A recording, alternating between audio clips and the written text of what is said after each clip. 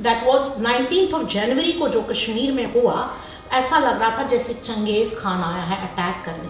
हर मस्जिद से आवाज़ आ रही है, काफिरों घर छोड़ दो। एकदम से क्या हो गया कि वो माहौल कैसे बिगड़ गया किसी को पता नहीं चला, क्योंकि जैसे ही एक्सोडस हुआ कौन कहाँ गया किसी को पता नहीं। भाई को ये नहीं पता दूसरा भाई कहाँ गया, बहन को ये नहीं पता उसका भाई कहाँ। भाई ने अपनी 2 बहनों को हाथ में चूहे मारने की दवाइयाँ दी, कहा कि अगर कोई अंदर आया तो तुम दोनों ये खा लेना। और फिर सुबह जिसको जो मिला जहाँ से मिला भागे, लेकिन हम अपनी ही कंट्री में रिफ्यूजी बन गए।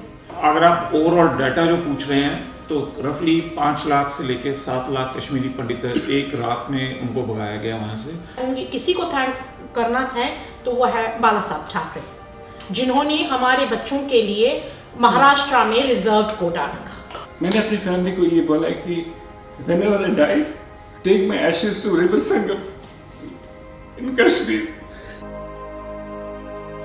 कि जो लोग बार बार पूछते थे आप लोग क्यों भागे, आप कायर थे, आपने गन क्यों नहीं उठाया। मुझे भी छोड़े हुए 32 इयर्स हो गए और मुझे ये नहीं मालूम था कि मैं पलट कर वापस नहीं आऊंगी। इतना आसान नहीं है। हम यहाँ बैठे हैं, आप सोचिए 2 मिनट के लिए एक भरा भरा घर है हम सबका, कल को आप निकल जाते हैं और आपको ये नहीं मालूम कि आप तो वापस ही नहीं आओगे इस घर में। Good day everyone, my name is Navneet Anand from Voice Article Local and Global. Today, sitting here in Sydney meeting some of the families who were displaced from Kashmir. Kashmir Files जैसे ही movie आई और sentiments दोबारा से सामने आने शुरू हो गए, क्योंकि दुख तकलीफ इतने सालों से चल रही है, पर मुझे लगता है मूवी को देखने के बाद वो यादें फिर से ताज़ा हो गई हैं। So today here in Sydney I'll be talking to the Kashmiri families. आप सबको मेरा प्यार भरा नमस्कार। बहुत बहुत धन्यवाद नवनीत जी। ऑन ए पॉजिटिव नोट मैं देख रहा हूँ, यस वो दिल को तकलीफ डेफिनेटली रहती है जब हम घर छोड़ के आते हैं, बट अगर मैं पूछता हूँ one by one, what was the most lovable moment जब आप लोग कश्मीर में थे? Yeah, we have some fond memories of Kashmir की, कैसे हम रहते थे, कितना अच्छा वेदर था वहाँ का, कितना अच्छा एक स्वर्ग में रहते थे, जॉइंट फैमिली में रहते थे, बहुत सारे फेस्टिवल्स मनाते थे। हमारी शिवरात्रि मेन फंक्शन फेस्टिवल हुआ करता था, तो सारी फैमिली मेक श्योर कि सब फैमिली मिलजुल के आते थे। वो हम कम से कम 10 to 15 डेज़ के लिए शिवरात्रि मनाते थे और सारी फैमिली मिलजुल के बैठते हैं। घर का बुजुर्ग इंसान पूजा में बैठता था और हम सब उसको फॉलो करते थे। तो जो मिलजुल के रहने का जो सिस्टम था वो हम खो दिया हमने, वो कहीं ना कहीं हम मिस कर रहे हैं अभी भी। So that's why we want to go back to our roots, live together happily जैसे हम पहले रहते थे। कश्मीर से जब आप निकल के आए तो दोबारा ज्वाइंट फैमिली में कभी बैठने का मौका मिला? बिल्कुल नहीं, क्योंकि मैं आपको बताता हूँ कि 30 साल में मैंने अपनी बुआ को शायद एक बार देखा। ऐसा है ना नवनीत जी की जो कह रहे हैं ना रवि जी, क्योंकि आप कह रहे हैं हम कैसे मिले, क्योंकि जैसे ही एक्सोडस हुआ कौन कहाँ गया किसी को पता नहीं। भाई को ये नहीं पता दूसरा भाई कहाँ गया, बहन को ये नहीं पता उसका भाई कहाँ, किसी को कुछ पता ही नहीं, जिसको जो मिला वो वहाँ गए। कुछ लोग जम्मू में सेटल हो गए, कुछ एवरीबडी वो सेटल्ड इन डिफरेंट पार्ट्स। ऐसा कोई डाटा नहीं है जहाँ से ये पता चल सके भी कितने लोग डिस्प्लेस हुए, कोई ऐसा है डाटा होगा, बट आई डोंट थिंक ये देते भी नहीं। आई डोंट नो वेदर कितना देते हैं कितना बताते हैं, लेकिन 90% से अबाउ तो हो ही गया। सो कुछ लोग तो अपने रिश्तेदारों को ढूंढने लगे थे, क्योंकि इतना मतलब किसी को पता ही नहीं था मैं कि कौन कहाँ है। वो क्या है कि उठ के भाग गए, क्योंकि that all started on 19 January. That was 19 जनवरी को जो कश्मीर में हुआ, ऐसा लग रहा था जैसे चंगेज खान आया है अटैक करने। Can you imagine, you are all sitting in our, हम सब अपने अपने घरों में बैठे हुए हैं और रात को आपको एक ही टाइम पे एट एक ही जगह से हर मस्जिद से आवाज़ आ रही है, काफिरों घर छोड़ दो। और कश्मीरी में बोला जाता था रेलियो गलियो या चलियो। इसका मतलब है या तो कन्वर्ट हो जाइए, या तो भाग जाइए, नहीं तो मरने के लिए तैयार हो जाइए। एक ही स्लोगन चल रहा था, रेलियो गलियो तो चलियो। तो इसमें कुछ हार्डकोर जो फनेटिक लोग थे वो ऐसा बोल रहे थे कि आसी पड़ोसी एक दूसरे की मदद करने के लिए तैयार देखिए, थे? उस टाइम हमें ये भी नहीं पता चला कि पड़ोसी भी, मुझे तो लगता है उस टाइम कोई कुछ पता ही नहीं चल रहा था कि ये कैसे हुआ। लेकिन अगर ये सब हुआ तो इसके पीछे कितना, मतलब कितने पहले से उन्होंने तैयारी की होगी। अगर आपको पूरे कश्मीर में, श्रीनगर सिटी में एक ही टाइम पे पूरे मस्जिद में, हर मस्जिद से ये आवाज़ आ रही है। इट डिडंट हैपन कि एक टाइम 5 मिनट में उधर से हुआ, 1 घंटे के बाद दूसरी जगह हुआ, नहीं, ऐसा नहीं हुआ। एक ही टाइम पे सारी मस्जिद्स में अनाउंसमेंट हो गई। कैन यू सी हाउ, कितना मतलब खौफनाक वो था, मंजर था वो।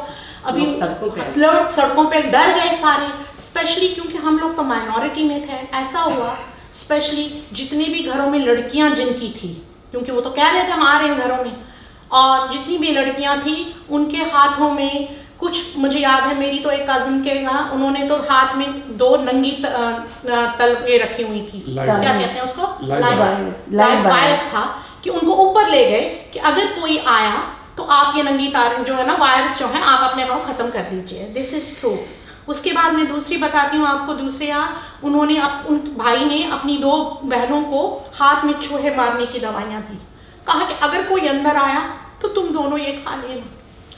हमारे घर में बहुत बड़ा कुआं था एक, तो हमारी एक कजिन ने उस कुएं का ढक्कन उठाया, उसके 2 छोटे बच्चे थे, उधर उस टाइम घर पे नहीं थे, उन्होंने वो ढक्कन उठा के रख दिया। जब ये आवाज़ आई, उन्होंने कहा अगर हमारे घर में कोई घुसा तो हम उस कुएं में कूद पड़ेंगे। So these were the instances which happen just with that, जो 19th रात को हुआ। समझ ही नहीं आ रहा था, सिर्फ यही लग रहा था कि हमारे एक अंकल बोलते, ऐसा लग रहा था कि जैसे लगता है कि चंगेज खान आया है टू अटैक अस। सारे घबराए हुए थे, सहमे हुए थे, और फिर सुबह जिसको जो मिला, जहाँ से मिला भागे। ट्रक मिली, बस मिली, जो भी हुआ। And but I should say at that time अगर कोई हमारे को बचाव करने आया, जिसने कम्युनिटी को बचाया, ये that was the governor of JNK, mister Jagmohan. अच्छा जी। वो एक, जिसको कहते हैं ना, एक कृष्ण का अवतार बन के कश्मीरी पंडित्स के लिए उस टाइम आए। अगर वो नहीं होते तो कत्लेआम और भी पता नहीं क्या हो जाता। उनकी वजह से क्या हुआ कि फिर बसें आने लगी, जो जिसमें लोग बैठ के अपने 2 कपड़े बने, ये नहीं कि कुछ लेकर गए, कुछ भी नहीं लेकर गए। 90% ऑफ द लोग जो है वो बस अपना बैग उठा के, सामान उठा के, जैसे अभी आप देख रहे हैं ना वो यूक्रेन में कैसे उठा रहे हैं, वो उठा के निकल गए टुवर्ड्स जम्मू। एक चीज मैं ऐड करना चाहता हूँ, अगर आप ओवरऑल डाटा जो पूछ रहे हैं तो रफली 5 लाख से लेके 7 लाख कश्मीरी पंडित एक रात में उनको भगाया गया वहाँ से, और रफली 700 से 800 के करीब जो लोगों की जो डेथ हुई है बिकॉज ऑफ एट्रोसिटीज ऑफ चाहे उनका रेप हुआ हो, चाहे उनका किलिंग्स हुई हो, चाहे उनको गोली मारी गई, या उनको जो भी आरी से चीरा गया, वो सब रफली 700-800 के करीब है। I would like to respond to that question कि neighbors को पता था कि नहीं पता था. I would say 90% people were implicitly involved, whether directly or indirectly, because जो ट्रेनिंग चल रही थी 80s से ही, 82 के बाद से ही बच्चों को उन्होंने उस पार भेजना स्टार्ट कर दिया था, which was towards Pakistan occupied Kashmir. Train करना स्टार्ट कर दिया था, सबको पता था, और यहाँ तक कि उन्होंने ये भी अपने में डिसाइड कर लिया था कि भाई ये घर मेरा होगा, ये वाला घर मेरा होगा.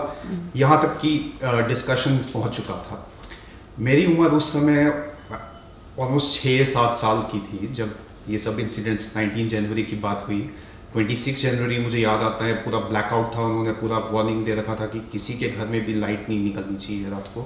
किसने वार्निंग दे रखी थी? ये पूरा मस्जिदों से वार्निंग आती थी, फिर उसके बाद न्यूज़पेपर्स में आता था, फिर इवन रेडियो से, फिर वो रेडियो जो पाकिस्तान ऑक्यूपाइड कश्मीर का जो आज़ाद कश्मीर रेडियो आता था, वहाँ से डायरेक्ट थ्रेट्स आती थी. वहाँ से तो आवाज़ें भी आ रही थी कि अगली जुमा को हम इंशाल्लाह यहाँ पे शालीमार बाग में चाय पियेंगे और नमाज हम बड़ी मस्जिद में पढ़ेंगे. तो ये सब चीज़ें होती. तो that is why it was basically psychological warfare. हम दिल्ली में रहते थे और मेरे dad had his extreme loyalty and love for Kashmir, my father. तो जब डिस्प्लेस्ड पंडित्स दिल्ली जम्मू पहुँचे तो मेरे डैड कैंप से जाके लोगों को घर लेकर आते थे और हमें हमारी चीज़ें शेयर करने को बोलते थे। तो हमारे घर में 2 बेडरूम अपार्टमेंट में अक्सर बहुत सारे लोग होते थे, स्पेशली इन दैट 1991 एरिया। कुछ उनके दोस्त, कुछ उनके जिनको वो नहीं भी जानते थे, जो लोग सफ़र करते थे। किसी का चश्मा टूट गया बनवाने के लिए, किसी को इवन मुझे याद है किसी लेडी को लेकर आए थे जिनकी 2 डॉटर्स थी फॉर फीमेल हाइजीनिक प्रोडक्ट्स और वो सब लेने के लिए भी। तो हमारे नेबर ने हमसे पूछा कि तुम्हारे घर में रोज़ ही मेहमान आए होते हैं, रोज़ इतने लोग तुम्हारे घर आए होते हैं। तो मेरी मम ने उनको एक्सप्लेन किया कि ये ऐसे इनके दोस्त हैं जो सफ़र कर रहे हैं, माइग्रेंट्स। तो she laughed and she said ऐसा भी है, ये आप कहाँ से माइग्रेट होकर आए हो? आपके हस्बैंड तो बोलते हैं हमारे बहुत बड़े बड़े घर थे वहाँ पर। She just laughed. I remember that categorically. मैं वहाँ खड़ी थी। People had no awareness, people had no sympathy. तो बाद में आती ना, अगर आपको कुछ पता होगा तो आप सिंपैथाइज करेंगे। तो अवेयरनेस तो लिटरली 0 लेवल पे थी। और हम जब स्कूल जाके कभी हम बोलते थे कि हम कश्मीर से हैं, और फिर साथ में अगर हम बोलते थे कि हमारी फैमिलीज डिस्प्लेस्ड हैं या कुछ हैं, तो there was no response from the other side. There was no response, there was no acknowledgement ever. Loss of life is one aspect. Loss of the place जहाँ पे हम बड़े हुए हैं, जन्म लिया है, सांस लिया है, बचपन गुजारा है, मेरे ख्याल से। देखिए, इस एक्सोडस का एक सबसे जो मेन एक रिपरकशन जो हमारी कम्युनिटी पे आएगा, अगर इसी हिसाब से चलता रहा, अगर हमारे को एक मौका नहीं मिला वापस अपने होमलैंड में जाने का, और सारे जितने कश्मीरी जो डिस्प्लेस्ड हैं वो अगर वापस नहीं पहुंचे, तो एक हमारा कल्चर तो डेथ है, बिल्कुल डाइड हो जाएगा। दूसरा, कोई भी समाज हो, उसके लिए कम्युनिटी उसके लिए इम्पॉर्टेंट है कि उसका कल्चर, उसकी लैंग्वेज। अब हो क्या रहा है कि क्योंकि हम सब लोग डिस्प्लेस्ड हैं, कोई जितने भी नए जो कश्मीरी जितने हमारे बच्चे हैं और जो अभी कश्मीर के साथ उनका कनेक्ट नहीं है, और इसकी वजह से उनकी जो मैरिजेस हो रही हैं वो आउट ऑफ कम्युनिटी हो रही हैं, तो धीरे धीरे जो कल्चर है वो ख़त्म हो रहा है, बिल्कुल एक्सटिंक्शन पे आ चुका है। और 50 साल अगर इसी तरह चलता रहा तो शायद कश्मीरी कम्युनिटी जो है एक एक्सटिंक्ट कम्युनिटी रहेगी और उसका कहीं कोई नामो निशान नहीं होगा। हिंदुस्तान में रह रहे हैं, उनको अगर वापस जाके दोबारा बसने का मौका मिलता है तो कितने % चांस रहेंगे? नहीं, काफ़ी यूथ में there are many youth in especially जो डिस्प्लेस्ड माइग्रेंट कैंप्स में हैं जम्मू में, they would be very eager to go, खासकर अगर उनको एम्प्लॉयमेंट की अपॉर्चुनिटीज़ भी मिलें, जैसे गवर्नमेंट जॉब्स मिलें या फिर बिजनेस, छोटे मोटे बिजनेस अपॉर्चुनिटीज़ हों। और कुछ लोग गए भी हैं, कुछ लोग गए थे, जैसे संजय जी ने बात की, कुछ लोग गए थे वहाँ पे, थोड़े पैकेज वगैरह उनको मिला था, prime ministers package Manmohan Singh के टाइम पे अनाउंस हुआ था। बट फिर उसी बात पे, सिक्योरिटी की बात पे आ जाता है कि जैसे ही कोई भी इशू हो, ज़रा सी भी चिंगारी कश्मीर वादी में लगती है तो आग फिर फैल जाती है, फिर टारगेट किलिंग्स होनी स्टार्ट हो जाती हैं। और अभी लास्ट ईयर ही नॉन मुस्लिम जो थे, एक तो कश्मीरी पंडित, किसी सरपंच को भी मार दिया, फिर टीचर, एक सिख टीचर थी, फिर टारगेट किलिंग स्टार्ट हो जाती है, बिकॉज फिर वही वापस खौफ का माहौल है। तो जब तक सिक्योरिटी का एलिमेंट नहीं होगा, वापस जाके फिर बसना बहुत मुश्किल है। दूसरी चीज़ है कि लोकल कम्युनिटी का क्या रिस्पॉन्स है। They are very happy to have people coming as tourist, so if Kashmiri Pandits go back as tourist just to visit, they are very happy, business आ रहा है। बट अगर कोई रहने जा रहा है परमानेंटली बसने, which means competition in business, in jobs, that is something that I don't think they are able to tolerate at this moment.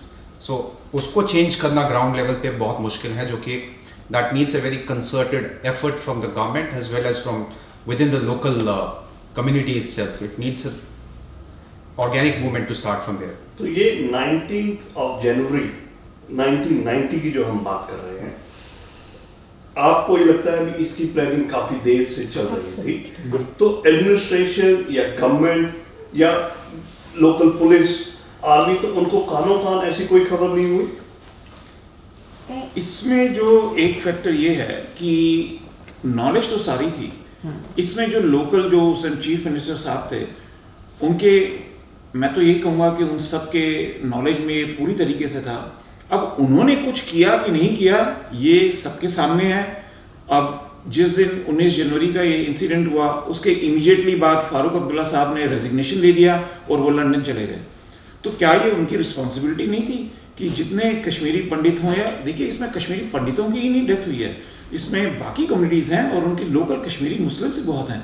सो मुझे तो लगता है extreme failure of government missionary at that time, जो हमारे साथ हुआ, जो भी हुआ, क्योंकि जो भी हुआ उसके पीछे तो काफ़ी प्लानिंग रही होगी, even if they know, but extreme failure of government machinery, whether you call it state government और you call it central government. आप कुछ कहना चाहेंगे? यस, बहुत कुछ ऐसी चीज़ें कह पाते हैं, और ऑल्सो भगवान की जो इच्छा होती है किस टाइम क्या चीज़ आनी चाहिए और किस वजह से वो आती है। इस time I think that is the wake up call for everybody to understand कि ये एक चीज़ हुई है, एक्नॉलेज इट एंड अंडरस्टैंड कि कोई भी community without identity it can not prosper. तो जो कश्मीर की जो असलियत है इट कम्स, जो सब ने बोला है हमारे बीच, सब ने आपको यही बताया कि एक ऋषियों की एक हमारी कम्युनिटी थी, वो हमारे लिए सबसे एसेंशियल है। हमारे अभी कोई पूजा या पाठ करने की कोई जगह ही नहीं है, हम सबसे डिसकनेक्टेड हो गए। हमारा जो Tulmul, that was our main shrine, जहाँ पर हमने सुना है हमारे नाना दादा हर हफ्ते जाते थे, वो दूर होता था, जाते थे इंद्राक्षी पाठ करके, and the way that they used to go, वो स्टोरीज जो हमने सुनी है वो एनर्जाइज करता था। I'm affected because my life partner, you know, she belongs from Kashmir. तो ये जो कहानियाँ जो अभी मैंने मूवी में देखी, these were the stories which she shared with me. अच्छा। तो and my father-in-law who is no more with us, वो भी ये चीज़ें हमारे साथ शेयर करते थे। But actually seeing that on a bigger screen, जो emotions थे, they just came out basically. I could actually see what had happened. I could feel it. May not be present there, but I could feel what would have been the situation at the time. तो बहुत ही ज़्यादा मेरे लिए एक eye opener था। I watched this movie on 11th of March. और since I watched this movie, उसके बाद से I was so keen to understand कि लोगों का क्या response है इसके अंदर। तो I use social media just to check how people are responding, and what I gathered was कि I would think 80% or 90% of the people who were non-Kashmiris who came out of the cinema hall, they said हमें तो पता ही नहीं था ये चीज़, we didn't know about it. So that's the tragedy. तो this is something which was very disheartening कि एक इतनी बड़ी चीज़ हो गई, और people living in Delhi and in other cities, you know, where all these people they migrate, they didn't even know what these people have been through. तो that is the biggest thing. तो इस मूवी से I think it has just open eyes, लोगों को कुछ पता चला है कि क्या हुआ था, what is it that has happened. मुझे मूवी बहुत अच्छी लगी, and I would want the youth to watch this movie. In fact every Indian should watch this movie. जो गलत हो गया है उसको भी, this is a very minimal thing we can do at least to make people understand कि what had gone wrong. अब इसके आगे जो होना है, that is something we have to see. This is, I would think, a very starting point कि लोगों को एटलीस्ट पता चला है कि क्या हुआ था। The thing to see is कि ये जो अब एक चिंगारी जिसको आप कहते हैं, ये तो अब एक चिंगारी दिखी है, तो it should spread like a fire. People should understand, and the thing is they should figure out now what needs to be done. जो हमसे गलतियाँ हुई हैं उनको हम कैसे सुधार सकते हैं। हाँ बिल्कुल, आई एग्री कम्प्लीटली जो विक्रम बोल रहे हैं, लेकिन ये मूवी एक आंसर भी है उस क्वेश्चन के लिए कि जो लोग बार बार पूछते थे आप लोग क्यों भागे, आप कायर थे, आपने गन क्यों नहीं उठाया। सबसे पहली बात, कोई भी कश्मीरी पंडित, हमने कभी गन उठाया ही नहीं, हमारे पास सबसे बड़ा हथियार जो था वो माँ सरस्वती। हम सारे पढ़े लिखे थे, इसीलिए शायद अभी तक हम ऐसे सर्वाइव कर पा रहे हैं। लेकिन ये मूवी पूरा जवाब दे रही है कि ये एक्सोडस क्यों हुआ, क्या हुआ, क्या सर्कमस्टेंसेस थे which led to this exodus and we became the refugees in our own country, जो कि एक हिस्ट्री है। I would just extend that point. हमारा कसूर क्या था? Why were we targeted? एक ही रीजन था, because we were seen as Indians, and we were seen as the representation of Indians in that We were area. seen as an Indian, Yeah. but क्योंकि अगर हम लोग India में ही रहे हैं तो इंडियन ही हो गए। तो उनको ये पूरा भरोसा दिया गया था उस टाइम पे, कश्मीरी मुस्लिम्स को पूरा भरोसा था उनको कि अगर आप उठोगे और लड़ोगे भारत से, एक हफ्ते में आपको आज़ादी मिल जाएगी। उस समय स्लोगन्स भी ऐसे ही चल रहे थे कि रूस ने हारी बाजी, अब भारत की बारी।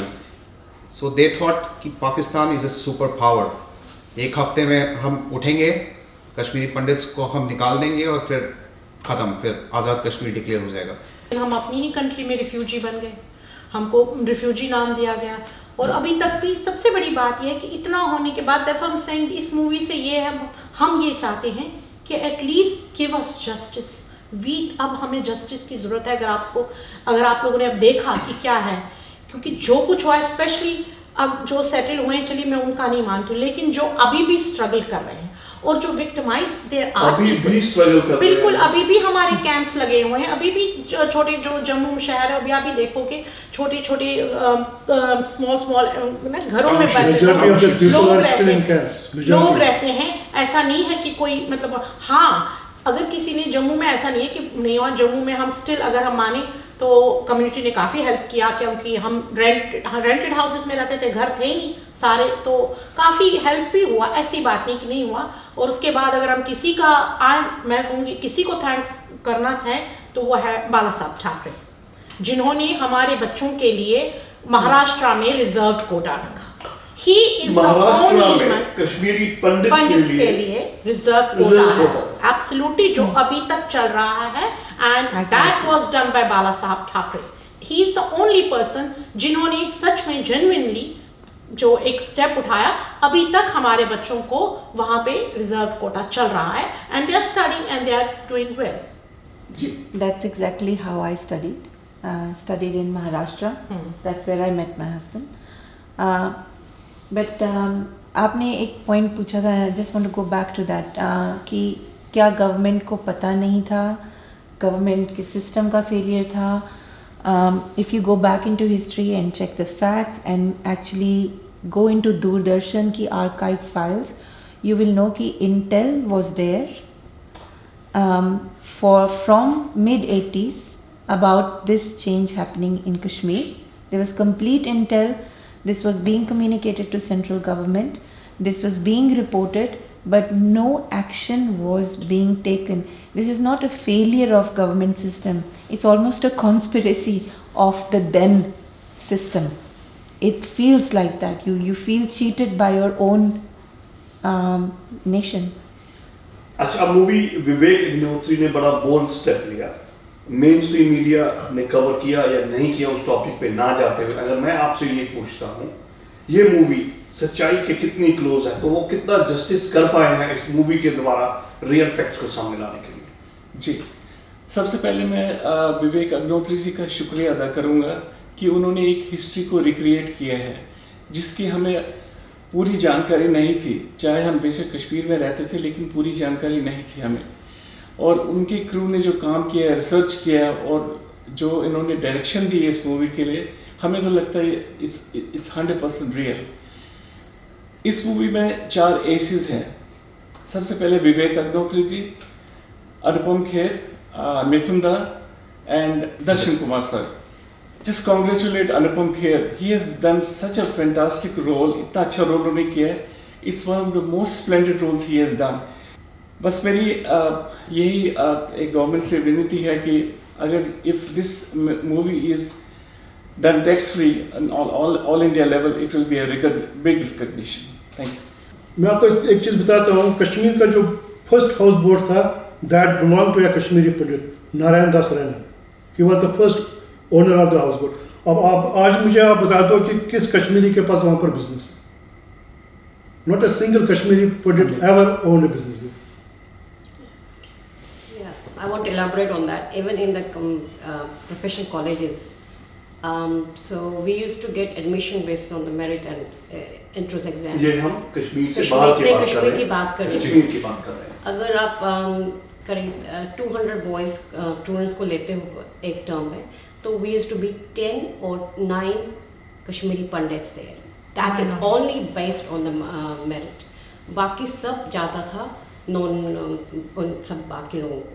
We used to get admissions very admissions नहीं मिलते थे हमें, बहुत मुश्किल से मिलते थे एडमिशंस, और जॉब्स भी बहुत मुश्किल से मिलते थे। But the way they used to portrait is that we used to get more jobs and more opportunities than them. It was is lie, absolutely lie. हम बात करते रहेंगे तो मेरे ख्याल से दुख, तकलीफें, मुश्किलें, परेशानियां सामने आती चले जाएंगी। मैं उस चीज़ को ना टच करते हुए, रोंगटे मेरे ऑलरेडी खड़े हो चुके हैं। कश्मीर की वो कोई ऐसी मीठी याद जो आपको लगता है आप दोबारा से रीलिव करना चाहते हैं? Anything that you want to relive Kashmir की वो लाइफ? जस्ट द फैक्ट कि जब आपका दिल कुछ करने का कर रहा है, आप कुछ करना चाहते हैं जस्ट टू फील लाइट, आप बस उठ के अपने खिड़की से बाहर देख सकते हैं, आपको बहुत सुंदर पहाड़ दिखेंगे। आप उठ के डल लेक जा सकते हैं, आप उठ के परंग जा सकते हैं, पहलगाम जा सकते हैं। ये just this was all within reach at any time, and I miss that. I was not even fully living there. I can't imagine जो लोग हमेशा हर वक्त वहाँ रहते थे उन्हें कैसा महसूस होता हो। आपने तो कश्मीर देखा ही नहीं। अनफॉर्चनली मुझे अभी तक चांस नहीं मिला कश्मीर देखने का, but that is something I would love to do. मैं ज़रूर जाना चाहूँगा, and I really want to feel the air there. Want to own a property there. That's his dreams. मैं भगवान से यही प्रार्थना करता हूँ कि जो भी किसी भी तरीके से किसी भी सिचुएशन में वहाँ जख्मी हुए, उनकी जो वुंड्स हैं वो हील अप हो जाएं।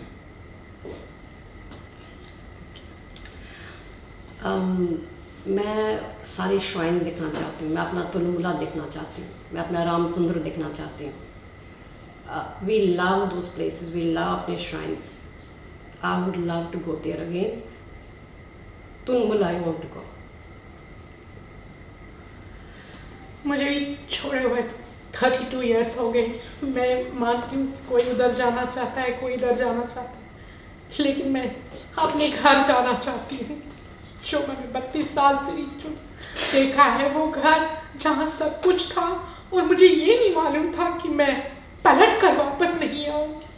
हमेशा सुनते थे कि नहीं 5-6 महीने में वापस चले जाएंगे, लेकिन 32 साल हो गए, मैंने कभी वापस नहीं गई। जैसा था वैसा ही छोड़ के आए। वो मेरी बचपन की यादें हो, सब कुछ मेरा स्कूल, कॉलेज, जाना इधर उधर, सब इतना आसान नहीं है। हम यहाँ बैठे हैं, आप सोचिए 2 मिनट के लिए एक भरा भरा घर है हम सबका, कल को आप निकल जाते हैं और आपको ये नहीं मालूम कि आप तो वापस ही नहीं आओगे इस घर में।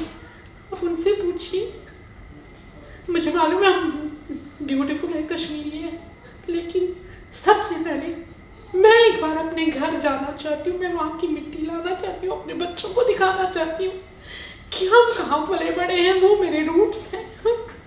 इतना आसान नहीं होता है अपने रूट्स को छोड़ना और उनको भूल जाना।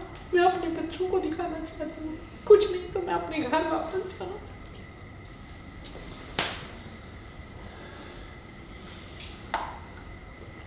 एक क्लोजर मिलना बहुत इम्पोर्टेंट चीज़ होती है। सो जो भी लोग, हम तो थोड़े छोटे हैं तो हमने ये उस हिसाब से नहीं देखा है, but what I would love to do if given an opportunity is to see Kashmir thrive जैसे वो करता था, as a spiritual centre of the world. वो उसका अस्तित्व था। वहाँ पर सारी कम्युनिटीज़ कैसे थ्राइव करती थी, और वहाँ से किस टाइप के टेक्स्ट निकले हैं आप जाके देखेंगे तो अभी कॉम्प्रिहेंशन भी नहीं होएगी, क्योंकि हमें पता ही नहीं, हम इतना छूट गए हैं उससे। So revival of those sounds, vibrations, जो शंखनाद की जो आवाज़ आती थी वहाँ पर, the way people used to pray amidst beautiful beautiful mountains, वहाँ पर वाइब्रेशन। मैं हाल ही हम दोनों गए थे Amarnath, so we had the fortune of going there few years ago, 7-8 साल हो गए। जो वहाँ पर वाइब्रेशन है that is inimitable Anywhere in the world, it cannot be replicated. वो आपने वो एनर्जी आपने वो फिर से वहाँ पर खड़ी करनी है, जो पूरी दब गई है। It has got completely smashed because of fundamentalism in the valley. We have to say it in those many terms.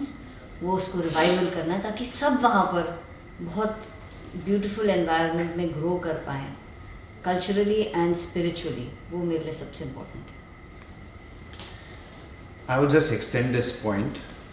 जो हम कहते हैं कि इंडिया भारत फिर से जगत गुरु बनेगा, अगर वैसा होना है, it has to start from Kashmir, because Kashmir has historically been the fountainhead of Indian civilization. चाहे वो हिंदुइज्म हो, बुद्धिज़्म हो, कश्मीर शैविज़्म हो, कश्मीर ने हमेशा डायरेक्शन दिखाई है इंडिया को भी और पूरे सब कॉन्टिनेंट और वर्ल्ड को. So we have to take it back to that pedestal, and we were lucky to go there, visit all our shrines. Amarnath भी गए हमने, और वो एक सीन मेरे बचपन का बार बार मेरे सामने आता है. जब मैं शिकारे में अपने मम्मी और पापा के साथ कभी भी हम चले जाते थे शिकारे में, खुद बोट पे घंटों उसमें बैठे रहते थे, और पिकनिक्स हमारे कितने होते थे. इतने पार्क, सब नेचुरल पार्क्स, कोई ऐसे मतलब आर्टिफिशियल पार्क्स नहीं, सब नेचुरल पार्क्स बने हुए हैं. शालीमार, निशात हो, हारवन हो, नेचुरल वाटर जो हिमालय से शुद्ध पानी आ रहा है, उसी के फाउंटेन्स. सो वो फिर वापस कभी वो मंजर, वो वक्त कभी वापस आया नहीं. हमारे सारे साथियों ने यहाँ पे ऑलमोस्ट सब कुछ जिक्र किया है. मैं ये चाहूँगा कि कश्मीर में कश्मीरी पंडितों का वापस जाना अब इतना इम्पोर्टेंट है कि जो हमारे जो रूट्स हैं वो फिर से आबाद हो पाएंगे. उसकी वजह से हम जो वहाँ एक हब हुआ करता था कश्मीर बेसिकली, तो हम सब जो अलग अलग शहरों में रहते थे भारत के, हमारे लिए एक अपॉर्चुनिटी होती थी कि हम वहाँ जाएं और सबसे रिकनेक्ट करें. तो एक वो अपॉर्चुनिटी जो हमारे बच्चों ने मिस की है, क्योंकि वो कभी भी गए नहीं हैं आज तक. वो अब अपने शादियों के उनके हम तीसरी जनरेशन आने को तैयार है कि वो लोग कभी कनेक्ट नहीं हो पा रहे हैं. तो मेरे हिसाब से कश्मीर में कश्मीरियों का बसना, पंडितों का बसना इतना इम्पोर्टेंट है कि उनकी कल्चर वापस आबाद हो पाए. मैं बचपन में, मैं बाहर ही पली बड़ी हूँ. मैं सिर्फ कश्मीर में पैदा हुई हूँ, लेकिन पली बड़ी बाहर हूँ. लेकिन मुझे कश्मीर के साथ बहुत लगाव था, क्योंकि हमारी जब भी 2 महीने की गर्मी की छुट्टियाँ होती थी, डैडी हमें कश्मीर ले जाते थे, और तो हमें बहुत अच्छा लगता था. मैं वो पार्ट मिस करती हूँ, क्योंकि 1986 मेरा लास्ट विजिट था कश्मीर का. उसके बाद मैं कश्मीर नहीं गई हूँ. तो मेरी तो बड़ी शौक है कि, क्योंकि मैंने आज तक पहलगाम नहीं देखा है. I love to see Pahalgam also, so I want to visit Kashmir. Concluding comment. हाँ जी, फिजिकली तो मैं यहाँ पर ही हूँ, लेकिन मेंटली मैं रोज़ कश्मीर में ही हूँ. क्योंकि उसका रीज़न ये है कि जो हमको हैबिट बना हुआ था, सवेरे 4 बजे उठना है, फिर आपको वहाँ पे हारी पर्वत है, हारी पर्वत का आपको चक्कर लगाना है. हारी पर्वत में आपका मंदिर है, और जहाँ बोलते हैं कश्मीरियत, वो कश्मीरियत एक्चुअली कश्मीरी पंडित की वजह से थी वहाँ. क्योंकि जो ये हारी पर्वत है, वहाँ पे आपको मुस्लिम श्राइन भी है, वहाँ पे आपको गुरुद्वारा भी है, वहाँ पे आपका टेंपल भी है. और जो हम कश्मीरी पंडित थे, हम इन तीनों जगहों पे अपना सर झुकाते थे. चाहे वो मुस्लिम श्राइन हो, चाहे वो आपका सिख गुरुद्वारा हो, चाहे वो आपका खुद का मंदिर हो. तो ये चीज़ें जब हम उठते हैं सवेरे, तो ये नेचुरली याद है, यार ये क्या करना है. तो मन में सवेरे पहले उन्हीं को प्रणाम होता है. तो ये चीज़ें भी हम मिस कर ही रहे. जी नवनीत जी, आप इस चीज़ से अंदाज़ा लगा लीजिए कि हम लोग कितने डीप रूटेड हैं अपने माजी से. It might look out of context. मैंने अपनी फैमिली को ये बोला हुआ है,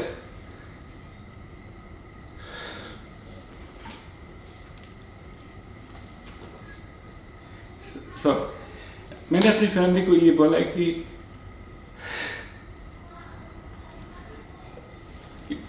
whenever I die,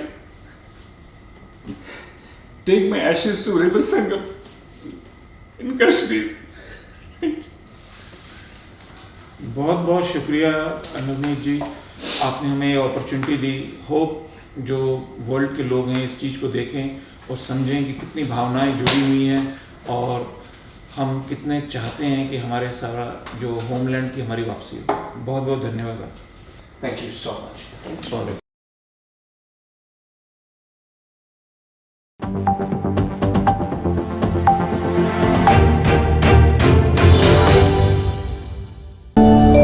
VT Times. Be with the times.